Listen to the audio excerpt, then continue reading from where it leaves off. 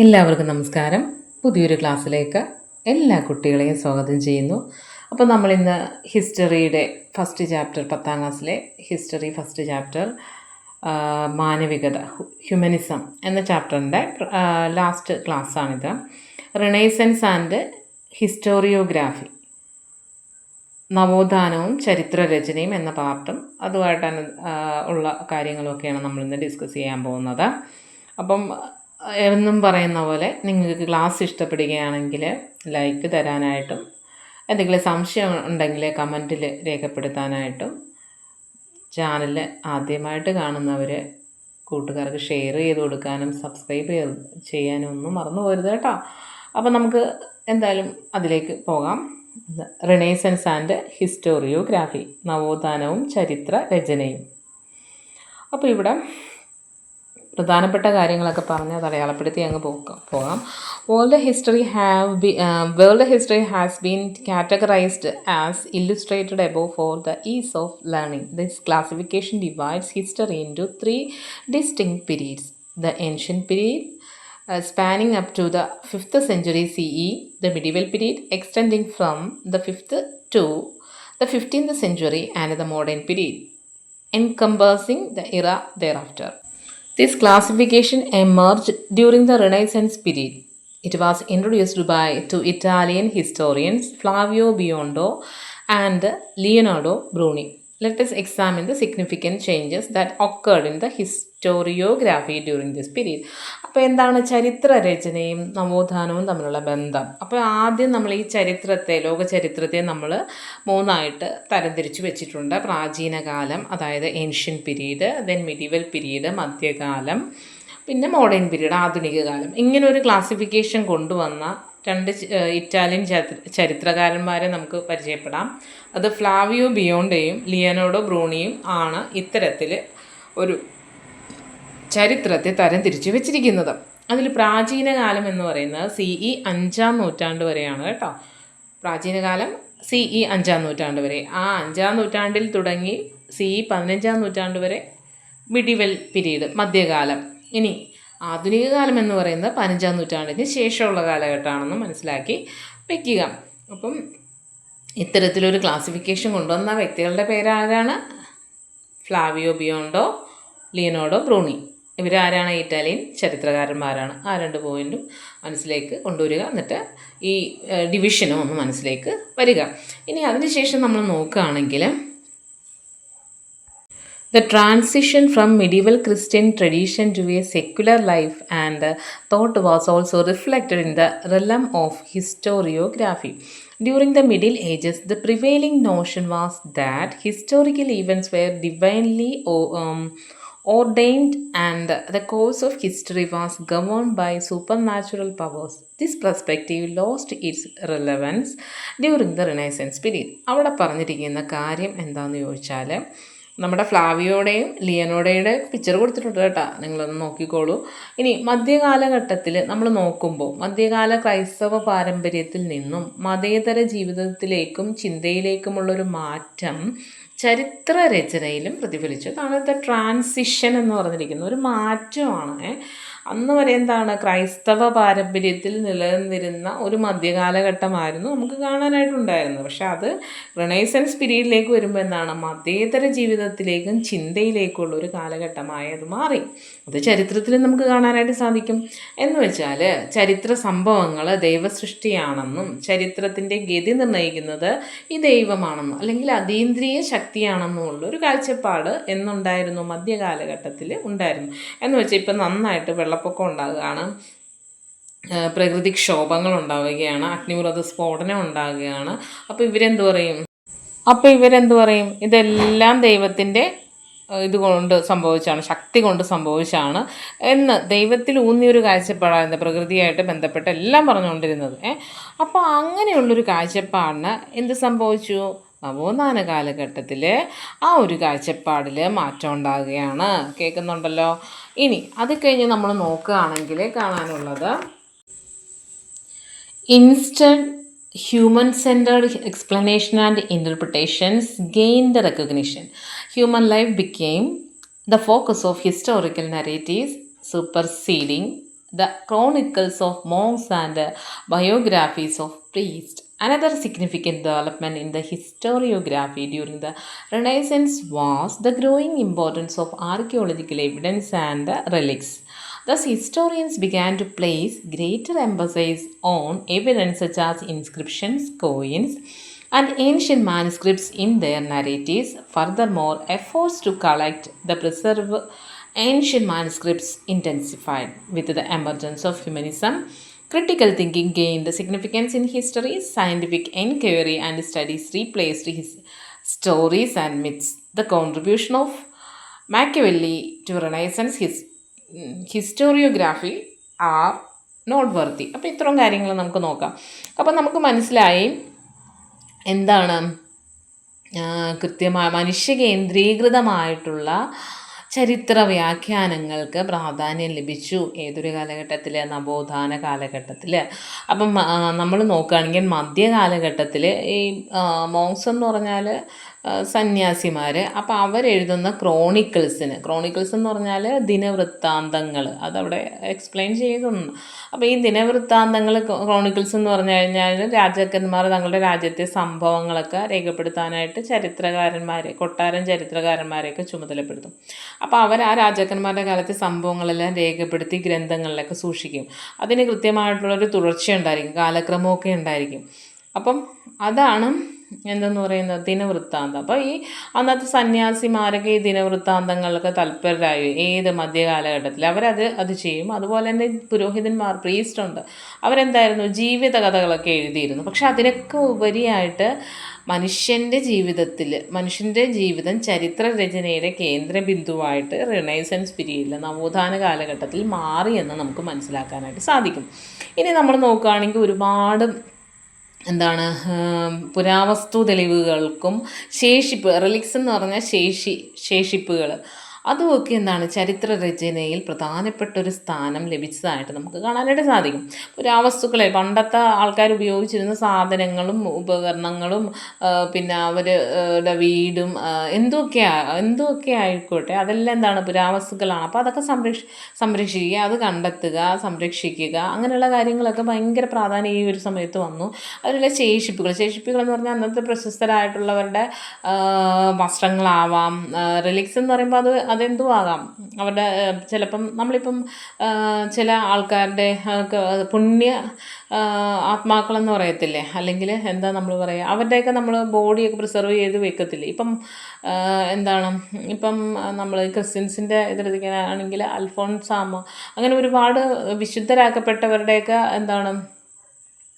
അവരുടെ റിലിക്സൊക്കെ നമ്മൾ അവരുടെ ചിലപ്പം വസ്ത്രമായിരിക്കും സംരക്ഷിച്ച് വെക്കുന്നത്. ഇപ്പോൾ ബുദ്ധൻ്റെ തന്നെയാണെങ്കിലും അതുപോലെ തന്നെ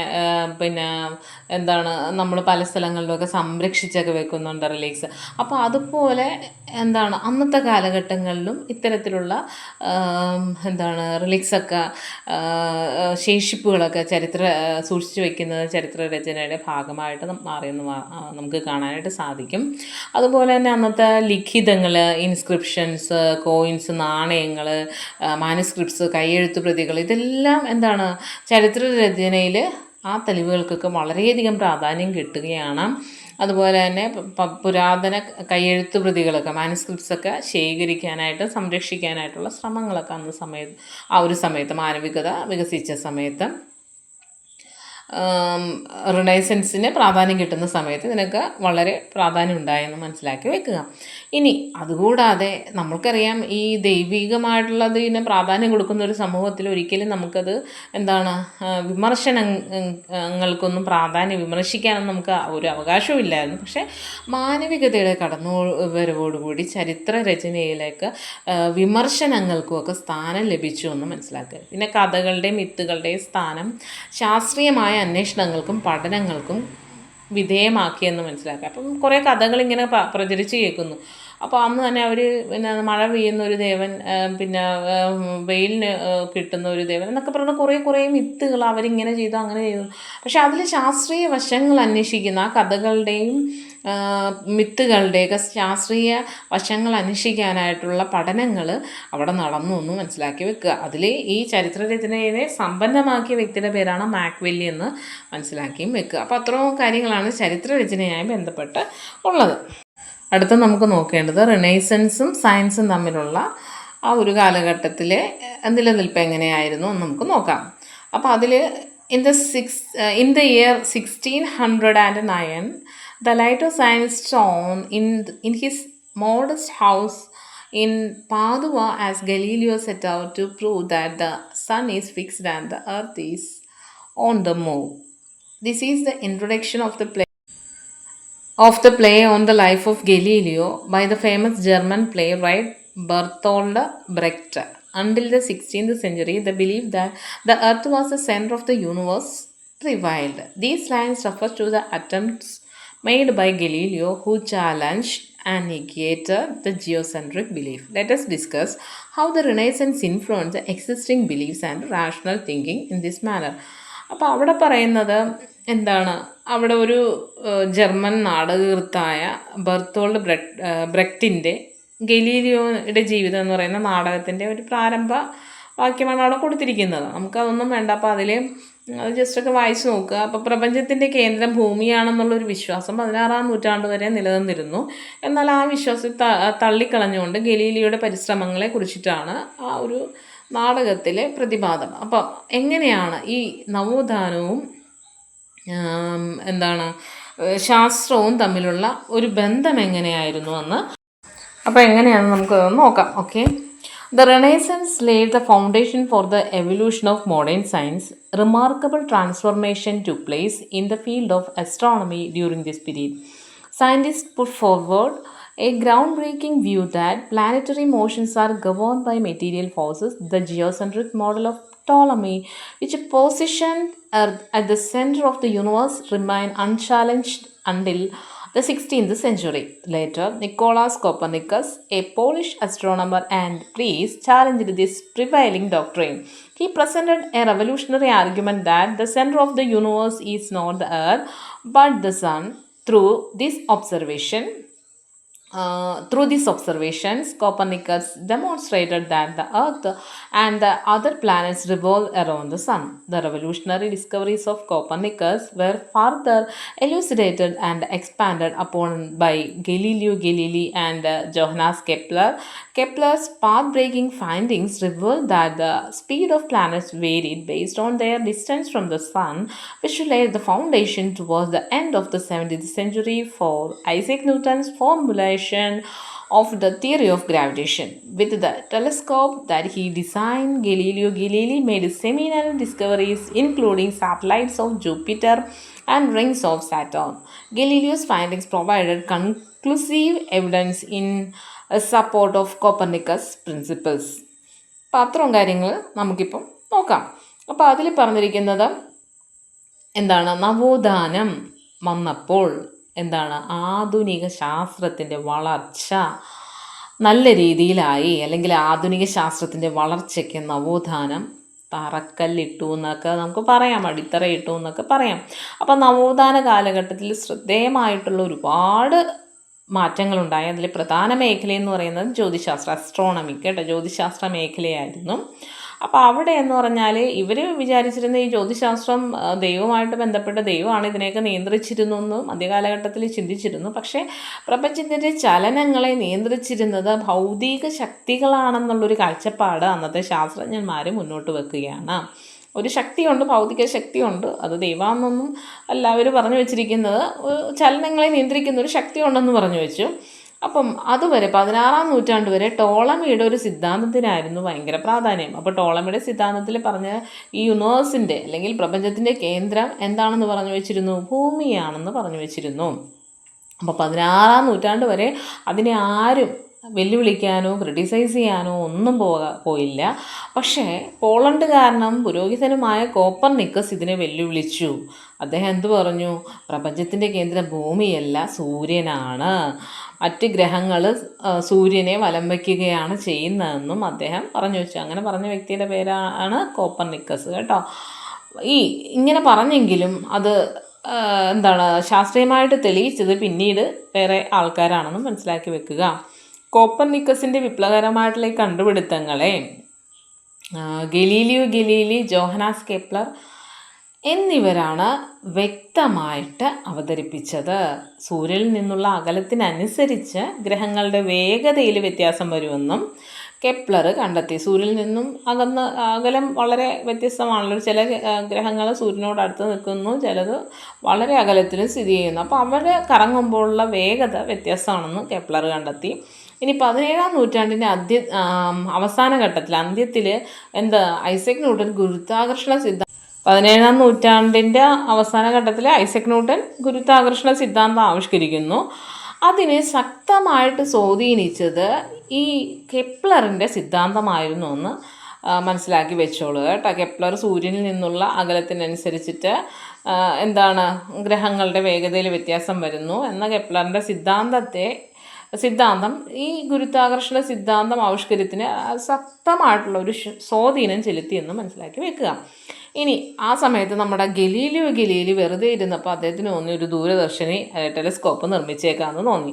നിർമ്മിച്ചിട്ട് അദ്ദേഹം എന്ത് ചെയ്തു? ആകാശഗോളങ്ങളെയൊക്കെ നിരീക്ഷിച്ചു. അദ്ദേഹം വ്യാഴത്തിലാണ് ഫോക്കസ് ചെയ്തത്. വ്യാഴത്തിൽ ഫോക്കസ് ചെയ്തപ്പോൾ അതിന് കുറേ ഉപഗ്രഹങ്ങളൊക്കെ ഉണ്ടെന്ന് കണ്ടെത്തി. ജുപ്പിറ്ററിനെ ഫോക്കസ് ചെയ്തു. പിന്നെ അതിനുശേഷം ശനി, അതായത് സാറ്റേണിന് വലയുണ്ടല്ലോ ശനിക്ക്, അതുമൊക്കെ ഇദ്ദേഹം കണ്ടെത്തുകയാണ് ഉണ്ടായത്. അപ്പോൾ ഈ കണ്ടെത്തലുകളൊക്കെ കോപ്പർനിക്കസിൻ്റെ സിദ്ധാന്തത്തെ ശരിവെക്കുന്നതായിരുന്നു എന്ന് മനസ്സിലാക്കി വെച്ചോളുക. അതിനുശേഷം നമ്മൾ നോക്കുകയാണെങ്കിൽ the renaissance also witness significant advancement in the field of medicine, particularly anatomy. The Swiss scientist Paracelsus conducted extensive research on the causes of diseases and tried to develop remedies. Meanwhile, Andreas Vesalius pioneered the study of human anatomy through meticulous dissection of cadavers, thereby contributing substantially to the field of human anatomy. അടുത്ത നമ്മൾ നോക്കുമ്പോൾ ഇവരെയൊക്കെ കണ്ടു. നവോത്ഥാന കാലഘട്ടത്തിൽ പിന്നെ ഉണ്ടായൊരു മാറ്റം എന്ന് പറയുന്നത് എന്താണെന്ന് ചോദിച്ചാൽ വൈദ്യശാസ്ത്ര രംഗത്ത് കുറേ മാറ്റമുണ്ടായി. എസ്പെഷ്യലി ഏത് ശാസ്ത്രമാണ്? അനാട്ടമി, ശരീരശാസ്ത്രത്തിനാണ് കൂടുതൽ നേട്ടങ്ങൾ ഈ കാലഘട്ടത്തിൽ കൈവരിക്കാൻ സാധിച്ചത്. അപ്പോഴാണ് ഒരു സ്വിറ്റ്സർലൻഡുകാരനായിട്ടുള്ള പാരാസെൽസസ് എന്ന് പറയുന്ന ഒരു വ്യക്തി വരികയാണ്. അദ്ദേഹം സ്വിറ്റ്സർലൻഡുകാരനാണ്. അപ്പോൾ അദ്ദേഹം രോഗങ്ങളുടെ കാരണങ്ങൾ അന്വേഷിച്ചു. അദ്ദേഹത്തിന് വെറുതെ ഇരുന്നപ്പോൾ അദ്ദേഹത്തിന് തോന്നി കുറേ രോഗങ്ങളൊക്കെ ഇങ്ങനെ വരുന്നുണ്ടല്ലോ, ഇനി ഇതിന് കാരണം എന്താണ്? കാരണം അദ്ദേഹം അന്വേഷിച്ചു പോയിട്ട് അദ്ദേഹം എന്ത് കണ്ടെത്താൻ ശ്രമിച്ചു? ഇതിന് എന്തെങ്കിലുമൊക്കെ റെമഡീസ്, പ്രതിവിധികൾ വേണ്ടേ? നമ്മൾ പനിക്ക് പാരാസെറ്റമോൾ കഴിക്കുന്ന പോലെ ഈ വരുന്ന രോഗങ്ങൾക്ക് എന്തെങ്കിലുമൊക്കെ പ്രതിവിധി കണ്ടെത്തണ്ടേ? അതിനുള്ള ശ്രമവും ആരുടെ ഭാഗത്തുനിന്ന് ഉണ്ടാകുകയാണ്. പാരാസെൽസസ്, സ്വിറ്റ്സർലൻഡുകാരനാണ് അദ്ദേഹം. അതിനുശേഷം നമ്മുടെ ആൻഡ്രിയസ് വെസാലിയസ് എന്ന് പറയുന്ന വേറൊരു വ്യക്തി വരികയാണ്. Andreas Vesalius. അപ്പോൾ അദ്ദേഹത്തിൻ്റെ ഹോബി എന്താണെന്ന് വെച്ചാൽ വൈദ്യശാസ്ത്ര രംഗത്ത് കുറച്ച് മാറ്റങ്ങളൊക്കെ കൊണ്ടുവരണം. അപ്പം അദ്ദേഹം ഇങ്ങനെ മൃതശരീരങ്ങളൊക്കെ കീറി മുറിച്ച് പരിശോധിക്കുകയും ശരീരശാസ്ത്രത്തിന്, അനാട്ടമിക്ക് പുതിയ അറിവുകളൊക്കെ സമ്മാനിക്കുകയും ചെയ്തു. അന്നുവരെ മാറ്റങ്ങൾ ഇല്ലാതിരുന്നൊരു മേഖലയായിരുന്നു വൈദ്യശാസ്ത്രം. അപ്പോൾ ആ ശാസ്ത്ര മേഖലയ്ക്ക്, പ്രത്യേകിച്ച് ശരീരശാസ്ത്രത്തിന് സംഭാവനകൾ നൽകിയ വളരെ പ്രധാനപ്പെട്ട 2 വ്യക്തികളുടെ പേര് മറന്നു പോകരുത്, അവരുടെ കോൺട്രിബ്യൂഷനും മറന്നു പോകരുത്. പാരാസെൽസസും ആൻഡ്രിയാസ് വെസാലിയസും. പിന്നെ നമ്മൾ നോക്കുമ്പോൾ കാണാൻ സാധിക്കുന്നത് മതനവീകരണമാണ്, റിഫോർമേഷനാണ് നമുക്കിനി നോക്കാനുള്ളത്. റീഫോർമേഷൻ്റെ പ്രധാനപ്പെട്ട കാര്യങ്ങൾ എന്തൊക്കെയാണ്? അങ്ങനെ ഒരു റീഫോർമേഷന്, നവീകരണത്തിന് മതത്തിലാണ് കേട്ടോ ഒരു റിഫോർമേഷൻ വരുന്നത്. കാരണം എന്താണെന്ന് നമുക്ക് നോക്കാം. The influence of the Renaissance extended to the realm of religion also in Europe. The satirical works penned by humanists like Erasmus, coupled with the critics from John Wycliffe, John Huss and Savonarola, laid the groundwork for protest against certain practices and belief within the Catholic Church. One contentious issue was the sale of indulgences, where the church would collect money from believers. Church authorities proclaimed that purchasing indulgences would redeem individuals of their sins. The money thus collected was proposed to fund the construction of hospitals and cathedrals. However, when John Tetzel, a Dominican monk, arrived in Germany to promote the sale of indulgences, Martin Luther, a priest, responded by passing his famous 95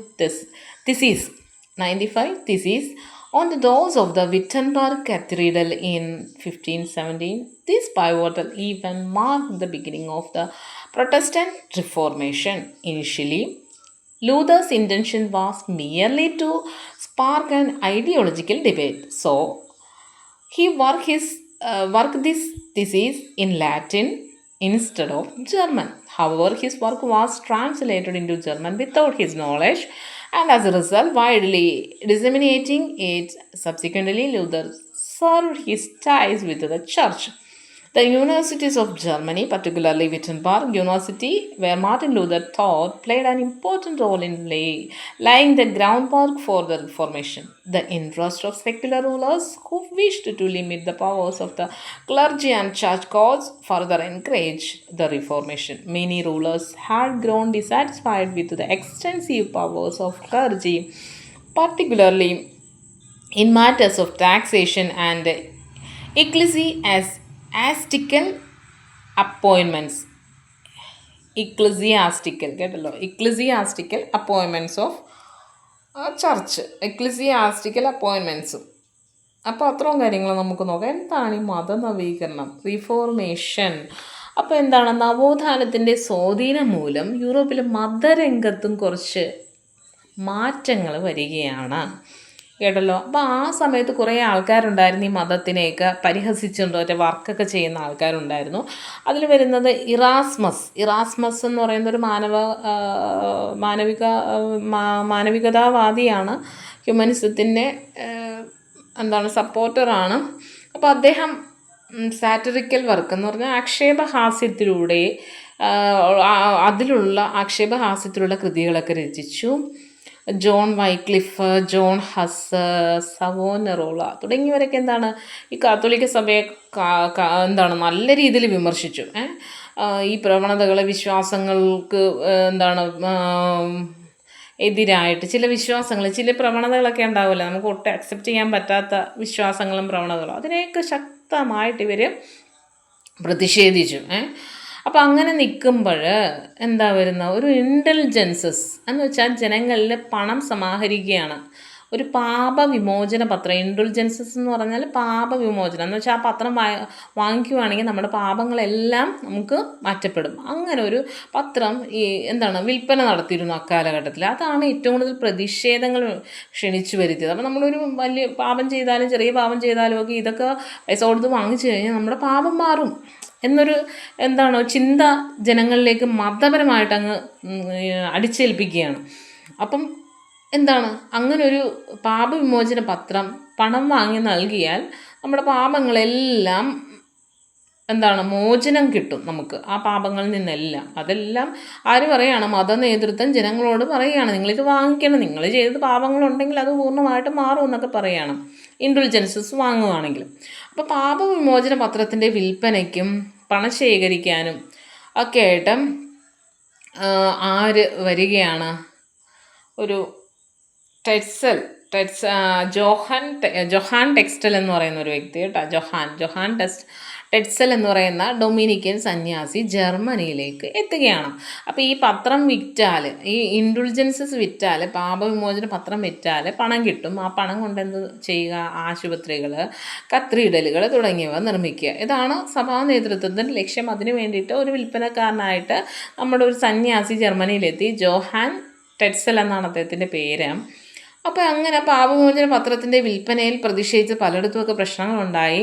അപ്പോൾ അവിടെ ജർമ്മനിയിൽ തന്നെ Wittenberg ദേവാലയത്തിൻ്റെ വാതിലിൽ 1517 നമ്മുടെ Martin Luther എന്ന് പറയുന്ന പുരോഹിതൻ തൻ്റെ 95 പ്രബന്ധങ്ങൾ കണ്ട 95 theses അങ്ങ് ഒട്ടിച്ചു വെച്ചു. അപ്പോൾ അദ്ദേഹത്തിന് നേരിട്ട് പ്രതിരോധിക്കാനൊന്നും പറ്റാത്തതുകൊണ്ട് എഴുതി 95 പ്രബന്ധങ്ങൾ എഴുതി ആ ദേവാലയത്തിൻ്റെ വാതിക്കൽ ഒട്ടിച്ചു. അങ്ങനെയാണ് പ്രൊട്ടസ്റ്റൻ്റ് പ്രസ്ഥാനം എന്ന് പറയുന്ന മതനവീകരണ പ്രസ്ഥാനത്തിൻ്റെ ആരംഭത്തിന് കാരണമാവുന്നത്. അപ്പോൾ ഇതിന് കാരണക്കാരനായിട്ടുള്ളൊരു പുരോഹിതൻ തന്നെയാണ് മാർട്ടിൻ ലൂതർ എന്ന് പറയുന്ന പുരോഹിതൻ.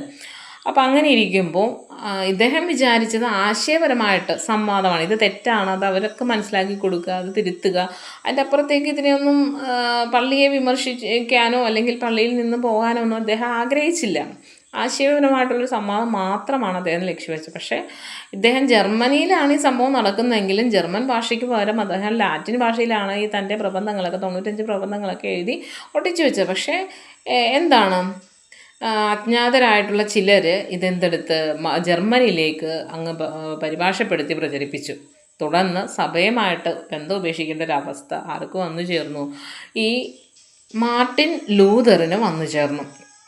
അപ്പോൾ അങ്ങനെ ഇരിക്കുമ്പോൾ ജർമ്മനിയിലെ സർവകലാശാലകളും മതനവീകരണത്തിന് പശ്ചാത്തലം ഒരുക്കി എന്ന് നമുക്ക് കാണാനായിട്ട് സാധിക്കും. അതിൽ വിറ്റൻബർഗ് സർവകലാശാല, ജർമ്മനിയിലെ സർവകലാശാല വിറ്റൻബർഗ്.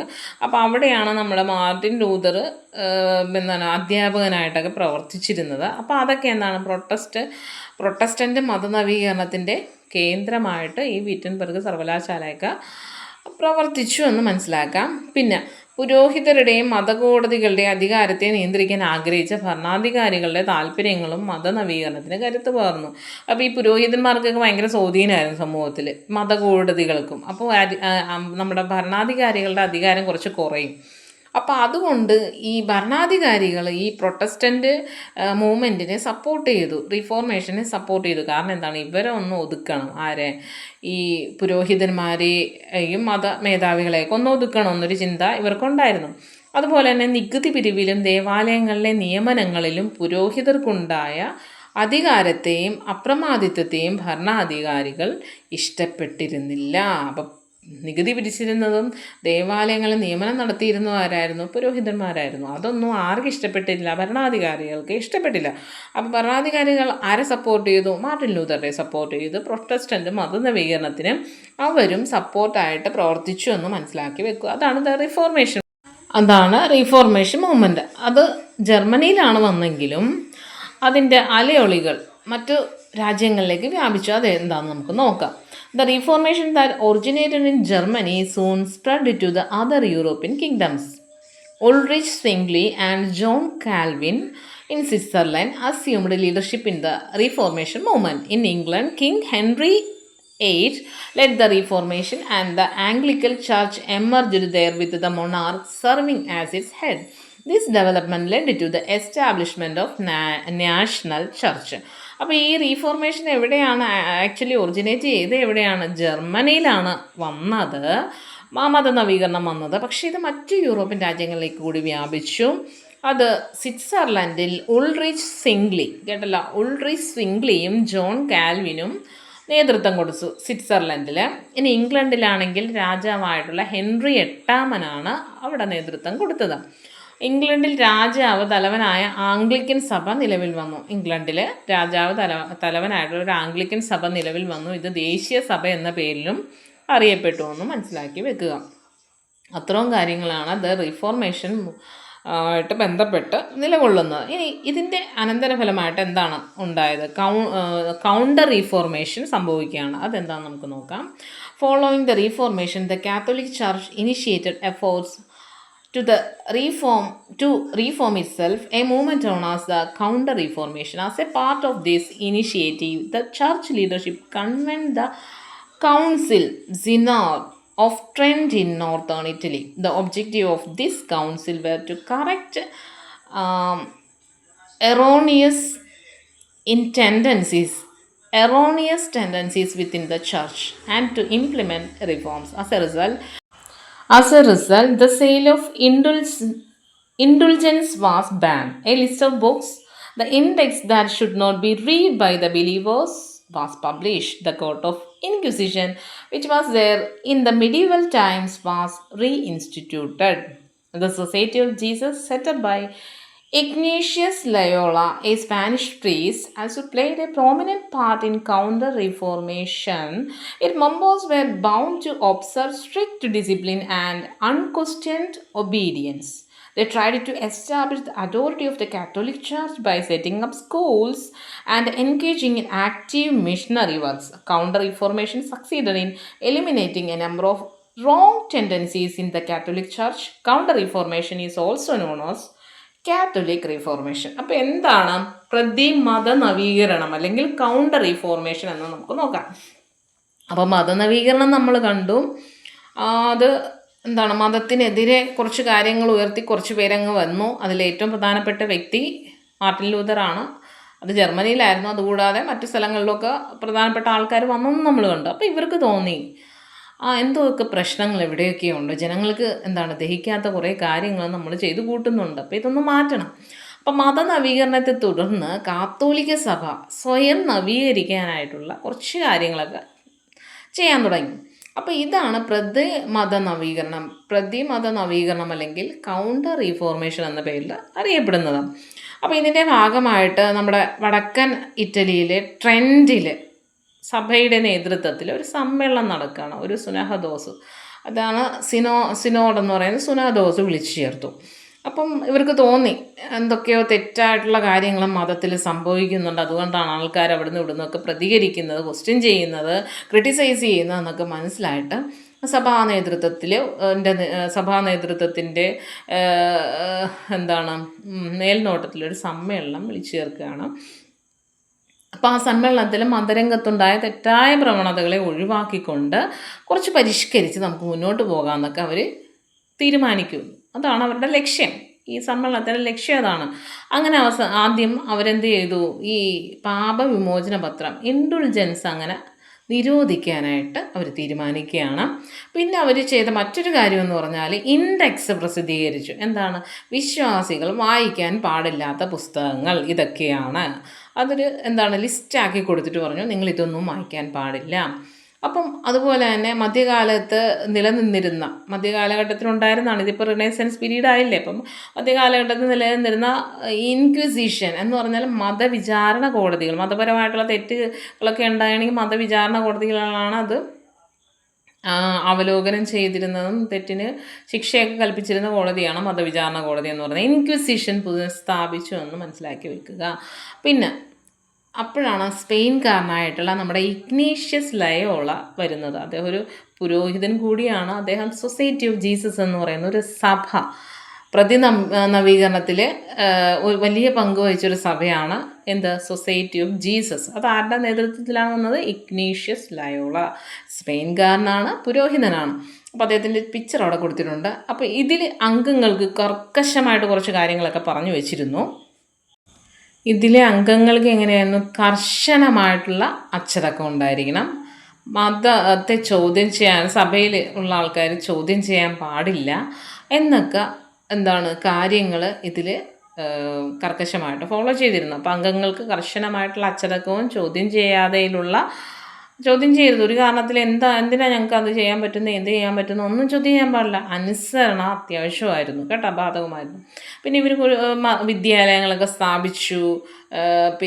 മതപ്രചരണ പ്രവർത്തനങ്ങളിലൊക്കെ ഏർപ്പെട്ടു. അങ്ങനെ കാത്തോലിക്ക സഭയുടെ മേധാവിത്വം ഉറപ്പിക്കാനായിട്ട് ആര് ശ്രമിച്ചു? ഇഗ്നേഷ്യസ് ലയോളയുടെ നേതൃത്വത്തിലുള്ള സൊസൈറ്റി ഓഫ് ജീസസ് ശ്രമിച്ചു എന്ന് മനസ്സിലാക്കി വെക്കുക. ഇനി കാത്തോലിക്ക സഭയിൽ അക്കാലത്ത് നിലനിന്നിരുന്ന നിരവധി തെറ്റായ പ്രവണതകളെ ഇല്ലാതാക്കാൻ ഈ ഒരു പ്രസ്ഥാനത്തിന്, പ്രതിമത നവീകരണത്തിന് കഴിഞ്ഞു എന്ന് മനസ്സിലാക്കി വെക്കുക. ഈ പ്രതിമത നവീകരണം അല്ലെങ്കിൽ കൗണ്ടർ റീഫോർമേഷൻ മറ്റൊരു പേരിൽ കൂടി അറിയപ്പെടുന്നു. അതാണ് കാത്തോലിക്ക മതനവീകരണം, കാത്തോലിക് റിഫോർമേഷൻ അല്ലെങ്കിൽ കാത്തോലിക്ക മതനവീകരണം എന്ന് അറിയപ്പെടുന്നത്. അപ്പോൾ ഇതാണ് പ്രതിമത നവീകരണമായിട്ട് ബന്ധപ്പെട്ട പ്രധാനപ്പെട്ട കാര്യങ്ങൾ. അപ്പോൾ ഇത്രയും കാര്യങ്ങളൊക്കെ മനസ്സിലായെന്ന് വിചാരിക്കുന്നു. ക്ലാസ് ഇഷ്ടപ്പെടുകയാണെങ്കിൽ സബ്സ്ക്രൈബ് ചെയ്യാൻ മറന്നുപോകല്ലേ മക്കളെ. ലൈക്കും തരണം, ഷെയർ ചെയ്യാൻ പറ്റുമെങ്കിൽ നിങ്ങൾ ഷെയർ ചെയ്യുക. ഇനി എന്തെങ്കിലും എവിടെയെങ്കിലുമൊക്കെ നിങ്ങൾക്ക് മനസ്സിലാകാതെയോ അല്ലെങ്കിൽ എന്തെങ്കിലുമൊക്കെ ഞാൻ പറഞ്ഞതിലൊക്കെ നിങ്ങൾക്ക് മനസ്സിലാകാതെയോ അല്ലെങ്കിൽ ഒന്നുകൂടിയൊക്കെ പറഞ്ഞു തരണമെങ്കിലും നിങ്ങൾ അത് കമൻറ്റിൽ രേഖപ്പെടുത്തിയാൽ മതി കേട്ടോ. അപ്പോൾ നല്ലൊരു ദിനം ആശംസിക്കുന്നു. അപ്പോൾ നന്നായിട്ടൊക്കെ പഠിക്കണം. മറന്നു പോകല് പ്രധാനപ്പെട്ട ഒരു ചാപ്റ്ററാണ്.